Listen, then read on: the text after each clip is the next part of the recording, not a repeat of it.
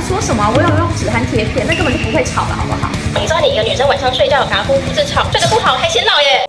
其实不只是女生啦，打呼如果合并睡眠呼吸中止呢，会造成你睡眠中身体缺氧，氧化压力上升，造成你的老化加速，甚至代谢异常，黑眼圈跟皮肤暗沉就更难消退哦，甚至因为你晚上睡不好，白天满脸倦容。